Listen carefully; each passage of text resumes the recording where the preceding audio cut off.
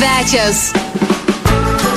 Keletas minučių po 11 valandos, kaip įprastai tokiu metu, rubrika Radio svečias. Ir šiuo metu jau kaip prie mikrofono arbatą gurkšnoju, aš vieną akimi stebiu nuotraukas. Galbūt galite ir numanyti, kas mūsų studijoje vieši šiuo metu. Tai iš po kelionės grįžęs, puikiai jums pažįstamas fotografas Romualdas Vaitkus. Labą dieną. Namaste, galbūt pasisveikinsiu indiškai. Labą dieną. O, išmokote netgi kalbos, ko gero, už daugiau žodžių, ar ne? Keletą žodžių, ačiū, labą dieną, taip. Pakartokite, kaip labą dieną vadinasi? Namaste. Tai pirmą kartą sutinkant žmogų, pagarbiai įkreipiantis, galima sakyti namaste. Kiek dar žodžių išmokote? Khandevad, tai būtų ačiū. Na tai ir maisto produktų keletą žodžių. Ar naudojate tos žodžius būdamas Indijoje? Na, pasakytumot ir ačiū, ir sveiki, ar ne? Kartais specialiai sakydavau lietuviškai, tai jiems vėlgi yra šiokia tokia atrakcija. Pasakydavau labą dieną, tai ir po to užsimesga po pokalbis. Tai įvairiai būdavo. Indija, tokia egzotiška šalis. Kodėl nusprendėte aplankyti būtent ją? Daug šalių yra jau aplankyta. Aš dar vakar kažkaip prieš užmiegant bandžiau permesti, tikriausiai apie 20 šalių aplankyta yra ir įvairių. Tiesiog kartais žiūrint, mano mėgstamiausi kanalai yra Discovery, National Geographic ir Travel ir panašiai. Tai pamatai tiesiog kažkokią šalį, kuri tau užkimba ir lyg tai norisi planuose įsitraukti į ateitį, ją pamatyti. Tai būtent taip atsitiko ir Indija, o Azijos šalis man iš vis labai imponuojančios yra. Tai manau, dar sekanti kažkas tai bus susijęta taip pat. Kiek laiko truko jūsų kelionė ir ar ilgai ruošėtės jai? 3 savaitės truko kelionė, o, sakykim, pasiruošimas galbūt. Bilietus nusipirkau praktiškai prieš metus laiko. Prieš metus laiko, ar ne? Ja. Planavote kelionę. Ar buvo daug netikėtumų kelionėje? Tokių dalykų, kokių netgi neplanavote ar netgi negalėjote įsivaizduoti, netgi žiūrėdamas National Geographic arba kitus kanalus? Na, labai didelių netikėtumų nebuvo. Tiesiog kiekviena diena buvo toks kaip naujas atradimas. Aišku, jeigu tai galima pasakyti netikėtumas laukiant traukinio 9 valandas, kuris vėluoja, arba kada tave užpusto Himalajų kalnuose kažkur apie 3 kilometrus ir tu galvoji, kaip tau pavyks išsigauti atgal, kadangi lėktuvas jau į namus laukia. Tai tokie momentai buvo keletą. Mano gera bičiulė taip pat viešėjo metus laiko stažuotėje Indijoje ir kaip tik jūs paminėjote tą vėluojantį traukinį 9 valandas ir sakydavo, kad valanda vėlavimo tai visiškai normalus dalykas Indijoje. Ar pastebėjote tą? Taip, tai yra, ta prasme, jų atveju tai yra, kaip sakote, iš tiesų įprastas dalykas, nors kadangi ten yra didžiuliai reiškia eismo kamščiai, kiekvienas miestas ten yra tiek Kalkuta, tiek Delis, tai 20 milijonų žmonių gyventojų, tai kaip 7 Lietuvos ir eismas yra didžiulis, tai dėl to tas vėlavimas suprantamas yra. Kiekgi skirtingų miestų aplankėte? Grubiai tai paėmus galbūt kokį 15 nuo didžiųjų miestų, nuo sostinius, nuo Delis, Kolkata, Šankinentanas, Manalis, Dharamšala, seniausias vienas pasaulio miestas prie 3000 prieš mūsų erą, tai būtų Varanasis, daug miestų labai. Kas paliko didžiausią įspūdį? Ta klausimą man jau uždavė keletą žmonių, vos suspėjus sugrįžti. Aš sakyčiau, įdomiausia, negalėčiau to išskirti. Kiekviena diena buvo savotiškai įdomi. Tikriausiai galima pasakyti, kad buvo utopija stovėti, kaip ir sakiau, vienam iš seniausio pasaulio miestų Varanasi ir žiūrėti, kaip yra deginami kūnai, kremuojami, kaip sninga be perstojo 3 dienas kalnuose aukštai Himalajuose, kaip gali valgyti su visais 20 000 varguolių šventyklose, kaip gali klausytis jų maldų. Na, tiesiog tai yra visuma ir vieno kažką tai tokio ypatingo aš neišskirsiu. Kiekvienoje dienoje buvo kažkas tai tokio ypatingo. Ar tiesa, kad, neturėjote didelio ryšio su, tarkim, išoriniu pasauliu? Buvote ten, kur buvote, keitėsi galbūt miestai Indijoje, ar ne? Su Lietuva taip pat didelio ryšio neturėjote, ar ne? Elektroninių paštų tikrinimas, ar egzistavo jūsų darbo tvarkėje? Nesinorėjau, aš tiesiog sąmoningai norėjau atitrūkti nuo visų elektroninių erdvių, niekur nekėliau netgi nuotraukų, nors buvo galimybės viešbučiuose tai padaryti. Tiesiog labai laukdavom žinučių iš Lietuvos, bendravom su artimai žmonėm žinutėmis iš Lietuvos ir tiek. Šiaip daugiau į visokias kitas internetinės erdvės sąmoningai nejau. Na kągi, padarykime trumpą reklaminę pertraukėlę, į muzikinę pertraukėlę ir po jos grįžkime vėl į tiesioginį Tauragės radio eterį. Šiuo metu galėsite dar jaukiai lietuviškos arbatos pagurkšnoti grįžus namo, o pokalbę apie Indiją pradėsime jau visai netrukus. Tad norintys sužinoti daugiau apie šią egzotišką šalį, likite kartu.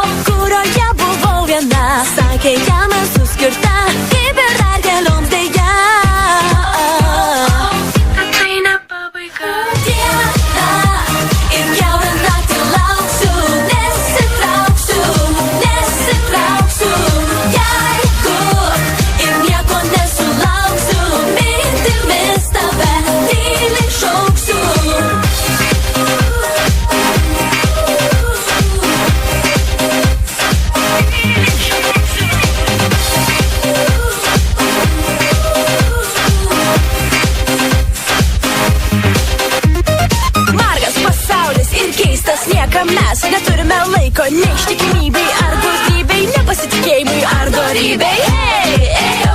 Tu keliu, kuriuo turėjai eiti tu, kuriuo galėjo mes, kur pas tave nuves, pas fatum, nes tai standartiška, kada išduoda tave. Sutraiško viduje daug pažadų ir tavo žodžių tuščių. Nieko aš nesuprantu. Diena ir kiaurą naktį lauksiu, nesitrauksiu. Jeigu ir nieko nesulauksiu, mintimis tave tyliai šauksiu. Diena ir kiaurą naktį lauksiu, nesitrauksiu. Jeigu ir nieko nesulauksiu, mintimis tave tyliai šauksiu.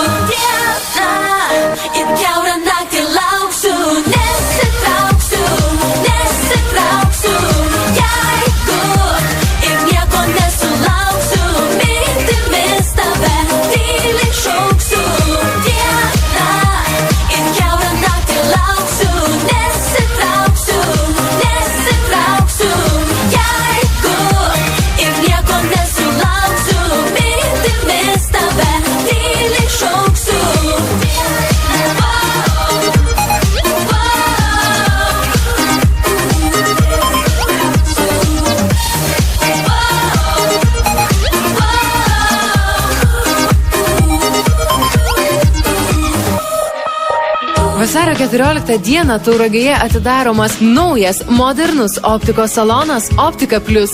Salone Optika Plus didelės elegantiškų ir madingų rėmelių pasirinkimas už visiems prieinamą kainą.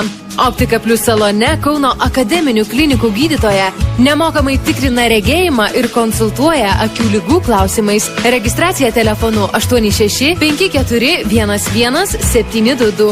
Optika Plus adresas Vytauto gatvėje 66 2. Baldų fabrike Christensen & Christensen aukščiausios kokybės iš ąžuolo ir uosio masyvo pagaminti skandinavišką dvasią dvelkiantys stilingi baldai. Stalai, kėdės, komodos, indaujos ir kita. Jeigu nerasite jums patinkančio modelio mūsų gaminių kataloge, ne bėda, jau priimame užsakymus ir vienetiniams darbams. Pagaminsime svetainės, valgomojo ir miegamojo baldus pagal individualų jūsų poreikį. Projektavimo darbus atliksime nemokamai. Užsakymai priimami telefonu Tauragėje 6220 arba 8655 6202, elektroniniu paštu ir @christensen.lt. Daugiau informacijos internete www.christensen.com. Dėmesio, šiuo metu vykdome baldų išpardavimą su nežymiais defektais už patrauklę kainą. Baldų ekspoziciją galite apžiūrėti parduotuvėje Bavarijos baldai. Šilalės gatvė 87 ir bendrovės patalpose Dariaus ir Girėno 67. Tauragės taksi. Telefonas Tauragėje 8446 44 170. Atsiskaityti galima ir banko kortelėmis. Tauragės taksi. Operatyvu ir patogu.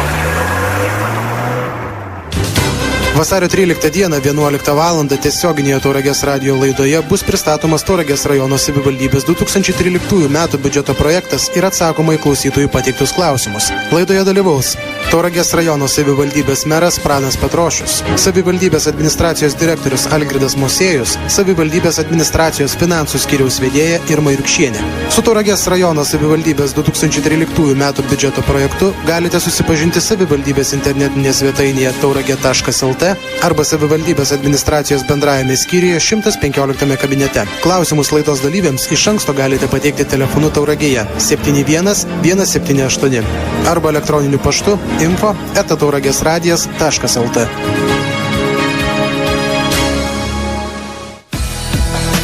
Čia jūsų radijas. Tauragės radijas.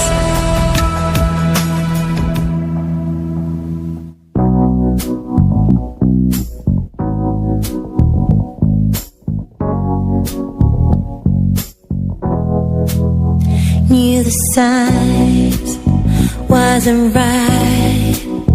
I was stupid for a while, swept away by you, and now I feel like the fool. So confused, my heart's bruised. Was I ever loved by you? Out of reach, so far. I never had your heart. Out of reach, couldn't see. We were never meant to be. Catch myself from despair. I could drown if I say here, keeping busy every day. I know I will be okay, but I was so confused, my heart's bruised. Was I ever loved by you? Out of reach, so far. I never had your heart. Out of reach, couldn't see. We were never meant to be. So much hurt, so much pain. Takes a while to regain what is lost inside. And I hope that in time you'll be out of my mind. I'll be over you. And now I'm so confused, my heart's bruised. Was I ever loved by you? Out of reach, so far. I never had your heart. Out of reach, couldn't see. We were never meant to be.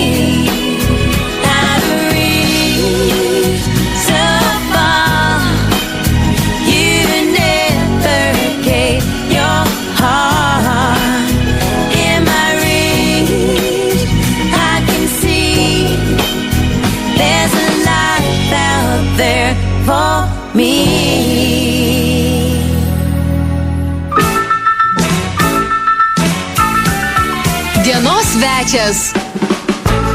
Rubrikos Radio svečias antroji dalis ir mes šiandieną kalbamės apie keliones po Indiją. Studijoje svečiuojasi Romualdas Vaitkus ir be abejo, kuomet jūs klausotės muzikos ir be abejo ir šiuo metu aš turiu garbės stebėti tas akimirkas užfiksuotas būtent kelionės po Indiją metu ir iš ties matyti didžiulis kontrastas tarp skurdo ir tarp prabangos, ar ne?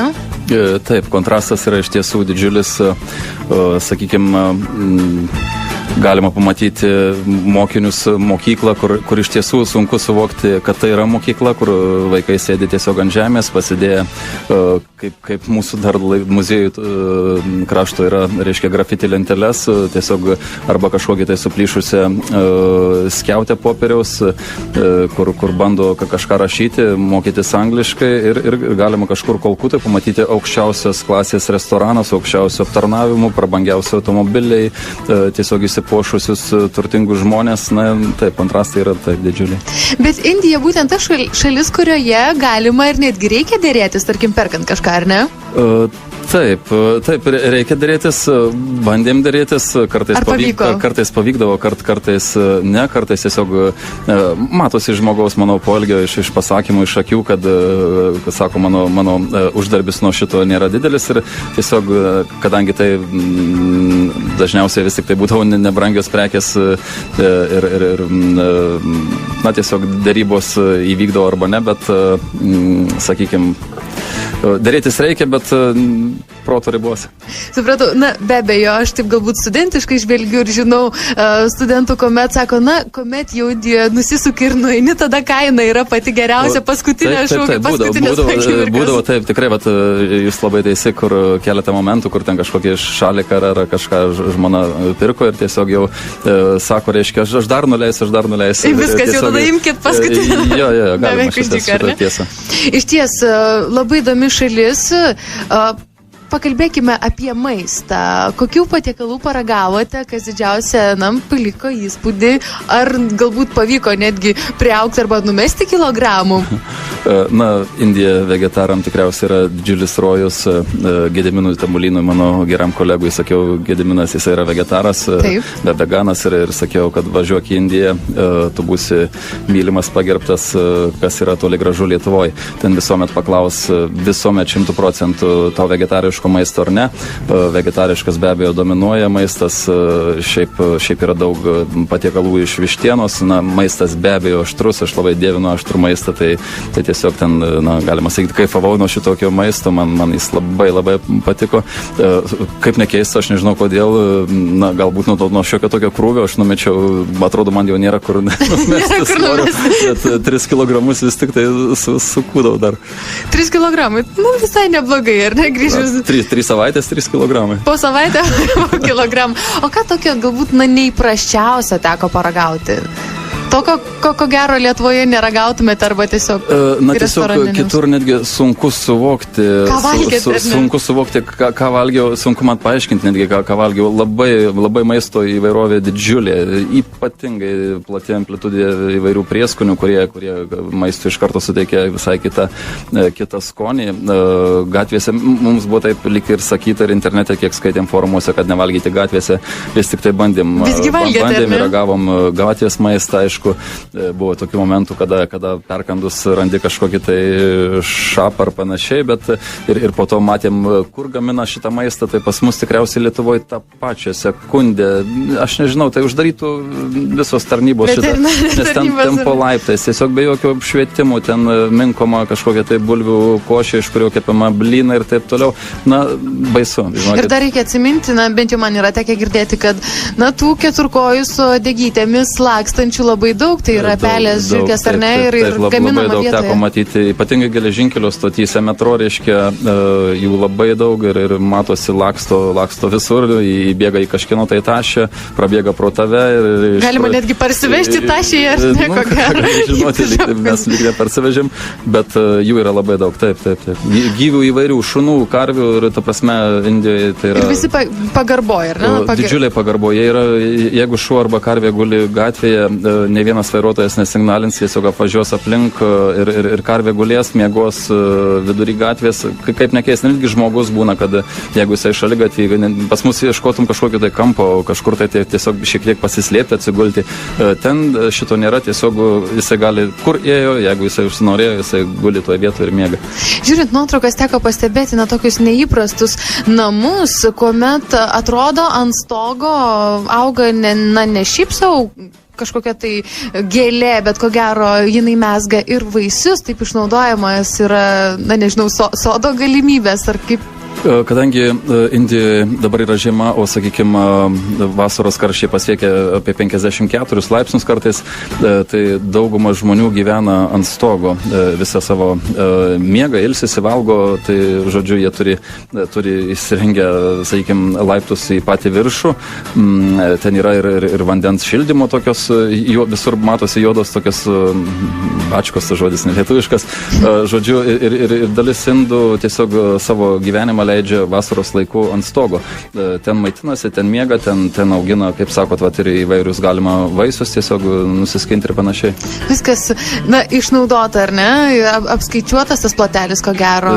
Na taip, Indijoje 1,5 bilijono gyventojų, tiesiog kiekvienam mieste Delyje, Varanasis ar kažkur tai yra kaip 20 milijonų gyventojų, taigi reikia suvokti, kokie žmonių kiekiai ir žemė, aišku, be abejo, yra gerbiama. Kitas iki važiuojant, keliaujant po Indiją, matėsi, kad mes kaip ir neišvažiuojam iš miesto. Visur kaip miestas, visur žmonės, nėra tokių pauzių be gyvenimo, be žmonių, visur žmonės.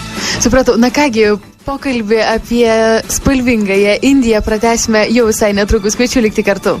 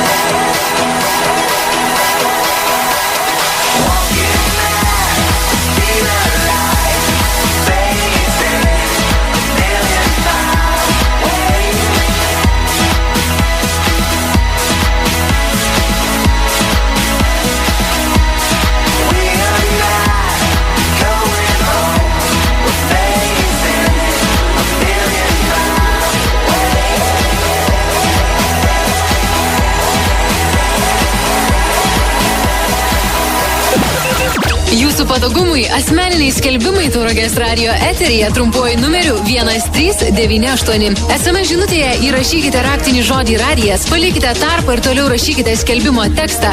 Žinutės kaina 5 litai. Asmeniniai skelbimai Tauragės radio eteryje greita, patikima ir patogu. Artėjant Valentino dienai, galva sukasi ne tik nuo meilės, bet ir nuo minčių, ką padovanoti antrai pusiai. Mes žinome šios problemos sprendimo būdą. Forma Gym dovanų abonementas – tai puikus sprendimas renkant dovaną savo širdeliai ar širdukui. 85 kvadratinių metrų treniruoklių salėje galėsite tobulinti bet kurią norimą kūno vietą. Moderni ir erdvi aerobikos salė padės pajusti treniruočių malonumą. Solariumas padės ir žiemos metu turėti šokoladinį kūną, o po treniruotės jėgas atgausite maisto papildų ir kavos bare. Visa tai sporto klube Forma Gym, Pramonės gatvėje 33 aukšte. Forma Gym, sportuok smagiai. Visos grožio paslaugos salone Vilartina. Adresu Tumo Vaižganto 122A. Vilartina ypač patraukliomis kainomis siūlo veido jauninimo, kūno puoselėjimo ir liekninimo procedūras. Ypatinga naujiena – organizmo valymas detoks aparatu. Mus rasite adresu Tumo Vaižganto 122A. Daugiau informacijos vilartina.lt arba telefonu 5 10 11. Sakoma, kad geriausi moterų draugai yra deimantai, tačiau grožio procedūros tikrai jiems nenusileidžia. Krautuvėlėje pas Virginiją gausybė natūralių ir sveikatą puoselėjančių produktų. Tai garsiau šveicarų kompanijos Vivasan natūralūs eteriniai aliejai, maisto papildai bei kūno ir plaukų priežiūros priemonės. Pas Virginiją taip pat atliekami masažai lova masažuokliu. Dėmesio, pirmasis masažas nemokamas. Galima įsigyti dovanų kuponus ir pradžiuginti savo mylimą. Pasinerkite į kvapų, sveikatos, grožio ir sėkmės pasaulį. Virginija jūsų laukia adresu Vytauto gatvė 63. Kasdien nuo 10 iki 18 valandos. Valentino dienos proga parduotuvėje Kampas sidabro dirbiniams bei rūbams taikoma iki 50% nuolaida. Aukso dirbiniams bei laikrodžiams 15% nuolaida. Užsukite ir išrinkite dovaną savo mylimiausiams. Parduotuvė Kampas, Dariaus ir Girėno gatvė 18.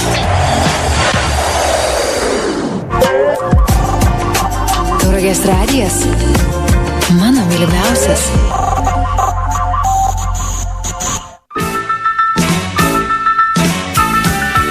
Dienos svečias.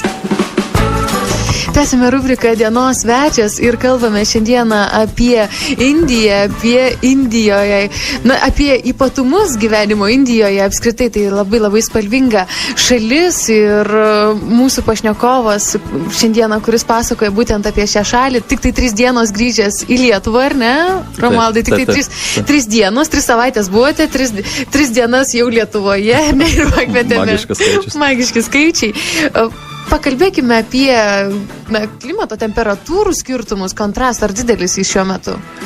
Na, mums teko patirti, sakykime, 30 laipsnių temperatūros sviravimus, kada Kalkutoje buvo plus 25, o kalnuose aukštai buvo minus 5 kažkur, tai temperatūros skirtumai didžiuliai. Tarp kitko, kada parodžiau, kiek sniego iškrito kalnuose, ten buvo apie 1,70 m daugiau galbūt sniego kritulių iškritę per 3 dienas, tai patys indai stebėjusi, tai sako, labai, sako, retai tai būna.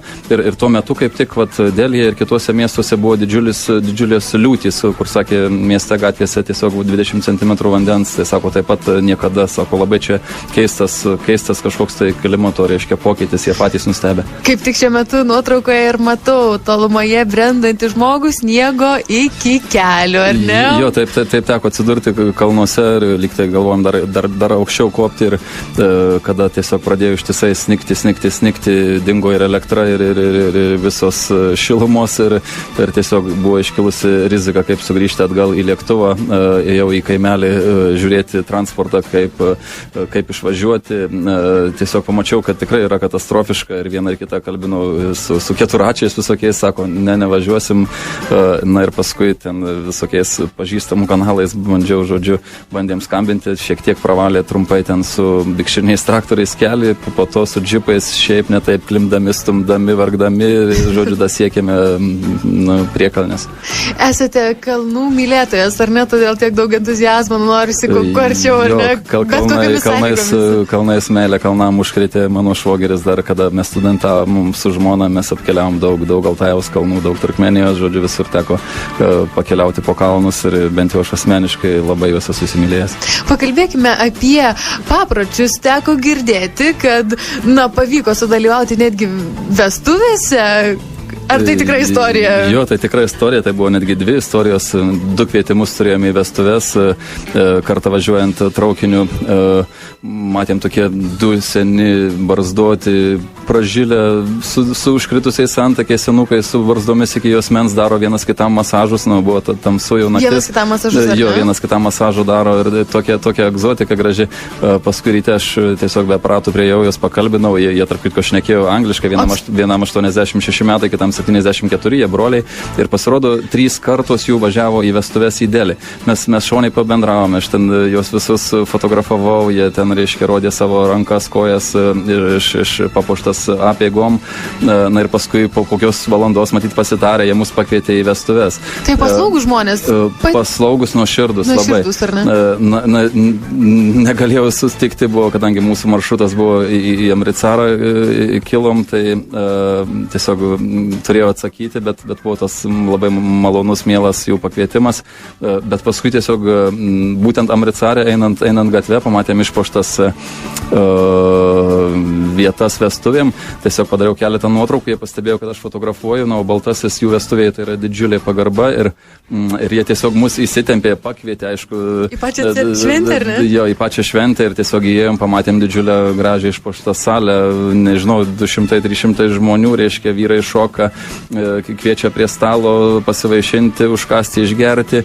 Tiesiog toks, nerealu toks, tik iš tiesų aš irgi šiek tiek buvau pasimetęs ir paskui galų gale baigėsi šokiais, vyras šoka su vyru, kad aš jo šokau poroj su vyru. Tokia tradicija yra vyras su vyru. Jo, vyras šoka su vyru. Šoka su moterim vyrai? Žmona šoko taip pat ten, reiškia, tam ratelį, pinigus vyrai meta iš kišenių, buvo tiesiog tikrai tokia keista atrakcija. O būna, kad vyrai su moterim šoka, ar tiesiog tai pagal tradiciją? Pagal tradiciją vyras šoka tik su vyru, moteris nešoka. Tik su vyru? Kiek žinau, kiek man teko girdėti. Tai ko gero pirmą kartą teko šokti tik tai su vyrais. Jo, pirmą kartą, tikrai keistas jausmas buvo labai. Bet, tokios tradicijos, ar ne? Reikia prisiderinti. Kokių dar papročių tradicijų pastebėjote, galbūt teko irgi išbandyti, galbūt švenčių tam tikrų sutapo su jūsų vizitu Indijoje? Buvo Indijos nepriklausomybės diena, kaip tik Delyje. Teko matyti prezidentūros namus, kaip tik vyko tuomet pasiruošimas paradui. Matėm nuostabius jų žirgus, visą, sakykim, artileriją. Labai Indija didžiuojasi savo armiją, taip pat ten vyksta didžiuliai paradai, naikintuvai skraido, motociklai ten važiuoja, reiškia, susigrupavę po 15 sustojantų motociklų, rodo tiesiog savo atrakciją, savo galę. Tai tiesiog nepriklausomybės dienos proga ten vyko daug įvairiausių gražių ir įdomių atrakcijų. Supratau. Taip pat norėčiau pratęsti pokalbį apie tradicijas, apie papročius ir viena iš upių, tai yra Gango upė, neatsiejama papročių dalis, ar ne? Papasakokite apie tai. Taip, Gangas yra jų šventa upė, labai glaudžiai susijusi su religiniais papročiais, religiniam apeigom. Iki šiol yra vykdoma kremacija, žmonių kūnų deginimas Varanasija, kur, kaip sakoma, nėra užbukinimo, tu gali bet kada atėjęs, tiesiog jeigu tu turi nusipirkęs malkų, kadangi pagrindė tai kainuoja ten sudeginimui malkos ir kartais labai nebrangius pinigus, ne visi būtent žmonės įperka tas malkas ir vyksta žmonių deginimas. Matėm ne kartą, kad atneša kūną, pirmiausia jis būna pamerkiamas, apkaišytamas yra tokiais, kaip mačiau lietuviškų, yra tokių gėlyčių gvazdikėliais, jis būna, žodžiu, gražiai papuoštas tas kūnas, panardinamas į Gango vandenį, paskui ištraukiamas, dar mazgojamas veidas ir po to dedama ant laužo. Dar anksčiau būdavo tradicija. Ir visi dabar tai mato tiesiog prie upės, ar ne? Ir tai nėra liūdesio ceremonija, tai yra tai yra, tu nepamatysi ten liūdinčių, verkiančių ar panašiai, visi yra tiesiog ir linksmi, ir tiesiog, normaliai nusiteikę žmonės, po to po visų apeigų yra patys maudosi Gango upėje, išpylę pelenus į šitą upę, nėra deginami tik tais gyvatės įkasti žmonės. O kas nutinka jiem? Vaikai ir savižudžiai. Tai yra, jiem yra rišamas akmuo po kaklu ir jie yra skandinami Gange. Bet toje pačioje upėje galima ir to pačiu ir maudys, tai tiesiog... Taip, žmonės ten ir maudosi, tiesiog yra, Gangas, aišku, be abejo yra užterštas, iš tiesų upė matosi iš pačio, kadangi teko plaukioti po jį, matosi užterštumas, bet yra didžiulis vandens prietekis iš Himalajų kalnų ir švaraus vandens ir matyt atsiskiedžia. Na, pati gamta taip, ar ne, ko gero sureguliuoja? Manau, taip, čia natūraliai viskas taip gaunasi be abejo. Beje, ar teko skiepytis važiuoti į tokią šalį, ar patartumėte kitiems vykstantiems tai padaryti? Domėjausi, klausinėjau kolegų, netgi gydytojų apie tai klausiau ir tie, kas važiavę, nepatarė skiepytis, nors internete skaičiau įvairių nuomonių, nesiskiepėjau nuo nieko, yra maliariniai uodai, bet tas sezonas ganėtinai yra pavojinga, tada jau galbūt verta skiepytis, kadangi susirgama plaučių didelių uždegimų ir mes nesiskiepėme, tačiau neturėjome jokių problemų, netgi, kaip sakiau, valgėm maistą ir gatvėse. Gal lietuviškų kokių priemonių vežėtės? Būtent tikrai pelyno trauktinė simboliškai prieš maistą labai mažą porciją ir manau, kad galbūt tai irgi padėjo šiek tiek. Na, reikia tikėti, kad padėjo. Visgi lietuvišką savo, kuo tikitas, ko gero ir padeda, ar ne? Manykim. Beje, kalbant apie šalį ir apie tos žmonės, kurie norėtų ją aplankyti, kad aplankyti verta yra faktas, bet jų reikėtų įvertinti tam tikrus dalykus ir negali nutikti. Ir jūs patys matėte tokių pavyzdžių, kai ištinka šokas atvažiavus iš kitokios šalies, ar ne? Iš skirtingos šalies. Šiaip be abejo. Prieš važiuojant reikėtų žinoti, kur tu važiuoji, nors teko žiūrėti informacijos ir internete, skaityti įvairiausius forumus, perskaičiau ne vieną knygą apie Indiją, Antano Poškos išleistos nuo Bengalijos iki Indijos knygos, labai įdomios informacijos. Na ir kartais galbūt sunku įsivaizduoti tą, ką perskaitai internete ir atsidūręs Indijoje pačioje, galbūt vis tiek būni priblokštas, teko sutikti tokį vaikinuką iš Anglijos, kuris pamatęs mus apsidžiaugė, sako, sutikau du baltuosius ačiū, sako, pasakykit, kur čia pavalgyti, sako, čia visur galima valgyti, sako, aplinkui daug, sako, tu nerasi tokių restoranų kaip pas save namie, sako, tu tikriausiai žinai, kur tu važiuoji. Tai jisai taip lik ir buvo kaip ir pasimetęs, jam ten bandė ištraukti piniginę, na be abejo reikia minimaliai saugotis, tiesiog kelionėse tai yra natūralu. Na, tiesiog tokių yra dalykų neprognozuojamų. Jie ko gero neprognozuojama šalis ir reikia būti sustaigiusi, kad gali būti daugybė netikėtumų, ar ne? Taip, kadangi labai yra iš tiesų didelės grūsti žmonių ir reikia būti atsargiam be abejo. Na kągi, pokalbį apie Indiją mes pratęsime po muzikinės ir reklaminės pertraukėlės.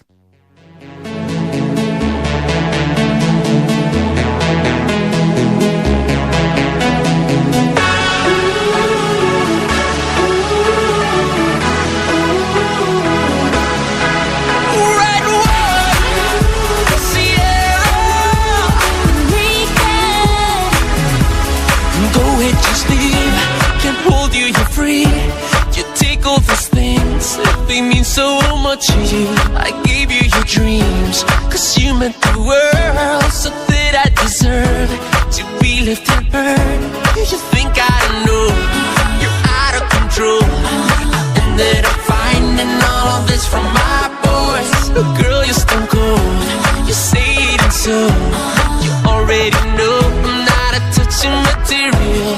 I give it all up, but I'm taking back my love.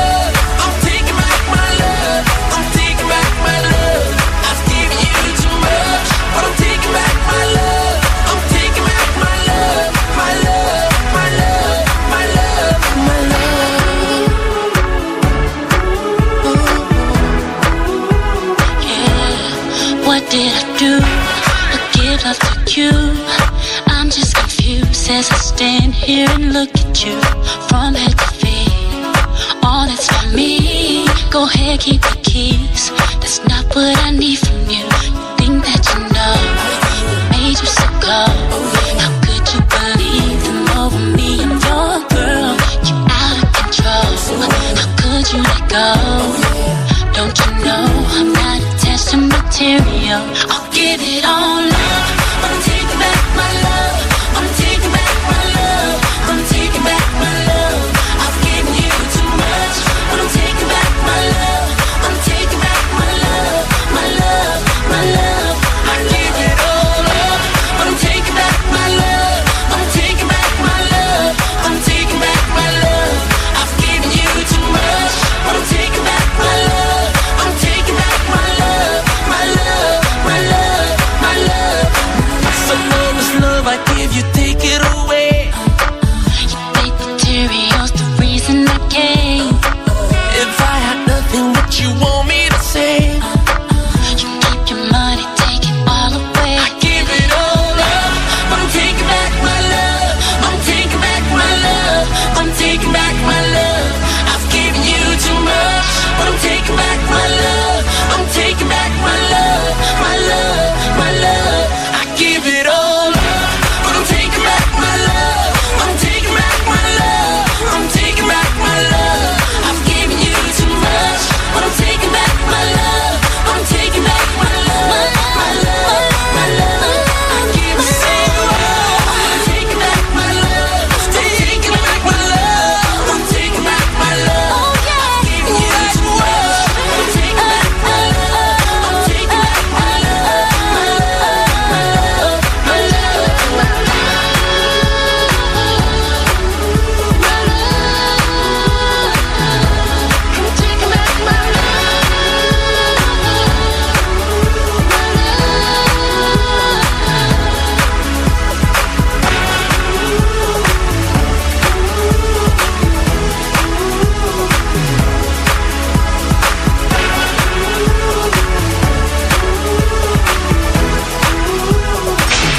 Informacija įmonių vadovams ir darbų saugos specialistams. Įmonė Verslo alijansas teikia paslaugas darbuotojų saugos ir sveikatos srityje. Tai dokumentacijos ruošimas, mokymai, vadybos sistemos, profesinės rizikos vertinimas, statybos ir elektrosaugos paslaugos, civilinė sauga, gaisrinė sauga, aplinkos sauga. Verslo alijansas. Patirtis, kokybė, pasitikėjimas. Mus rasite Tauragėje, Dariaus ir Girėno gatvėje 9. Informacija telefonu Tauragėje 52 414. Mūsų patirtis, jūsų saugus darbas. Verslo alijansas. Švento Valentino dienos proga Tauragės radijas tęsia tradiciją ir vėl renka saldžiąją forelę. Visi įsimylėjėliai, aplink kuriuos skraido amūro strėlės, o bučiniai saldus kaip medus, įamžinkite saldžiausias gyvenimo akimirkas ir atsiųskite mums. Savo nuotrauką siųskite elektroninio pašto adresu tauragesradijas@gmail.com. Nurodykite savo vardą, pavardę, telefono numerį ir būtinai pridėkite nuotrauką, kurioje jūsų meilė kunkuliuoja kaip šokolado fondiu. Balsavimas vyks socialinėme tinklapyje Facebook Tauragės radijas puslapyje. Daugiausia balsų surinkusios porelės bus apdovanotos nerealiai fantastiškais prizais, o pačios saldžiausios laukia ypatinga dovana. Tauragės radijas neatsako už nuotraukų autentiškumą. Pasiliekame teisę netalpinti nuotraukų, kurios organizatorių nuomonė netitinka konkurso koncepcijos. Prizus įsteigė Grožio namai Dolce Stil, restoranas Vėjelis, parduotuvė Sarma ir fotografė Aurelija Bacevičienė. Muzikos apdovanojimų Mama 2012 geriausias metų atlikėjas. Charizmatiškas ir talentingasis Donatas Montvydas pristato naują savo akustinę programą Leisk mylėt stipriau. Sveiki, čia Donatas Montvydas ir aš kviečiu visus į savo akustinį meilės dainų koncertą.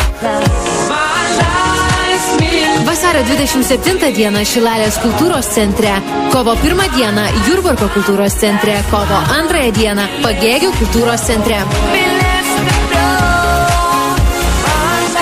Aš jūsų lauksiu.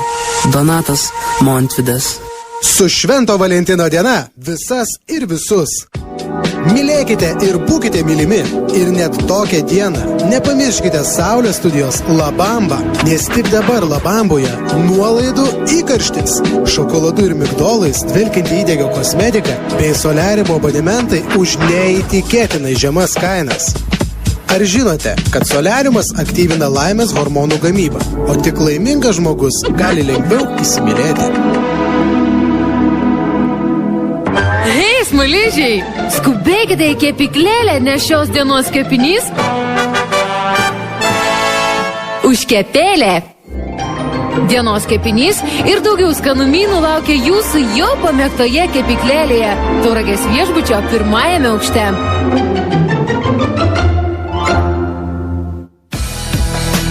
Čia jūsų radijas. Tauragės radijas.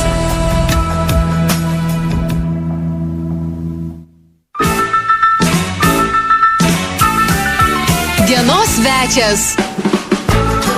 Tęsime rubriką Dienos svečias ir kiek ją prailginome, nes visgi Indija ta šalis, apie kurią net valandos tikrai nepakanka, ar ne, Romaldai, nupasakoti. Manau, netgi dienos ir dar ilgiau, iš tiesų įspūdžiai didžiuliai ir juos atskleisti.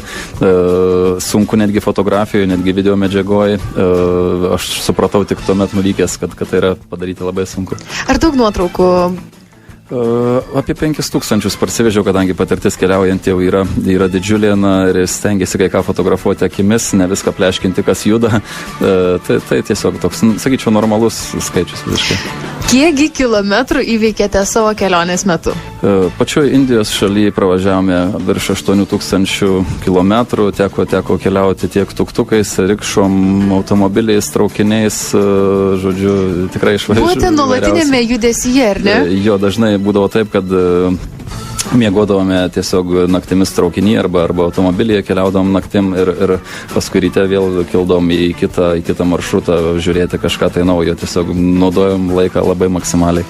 Indija, nepameluosiu pasakydama, beprotiškas eismas, ar ne? O ar pas drįsote, nuomotis automobilį ir, tarkim, išvažiuoti gatvę, ar ne? Nors man labai patinka vairuoti, bet Indijoje nesiryžau šito daryti ir tikriausiai gerai, kadangi aš tikrai manau, kad būčiau greitai aplamdęs mašinos šonus, kadangi eismas yra labai intensyvus.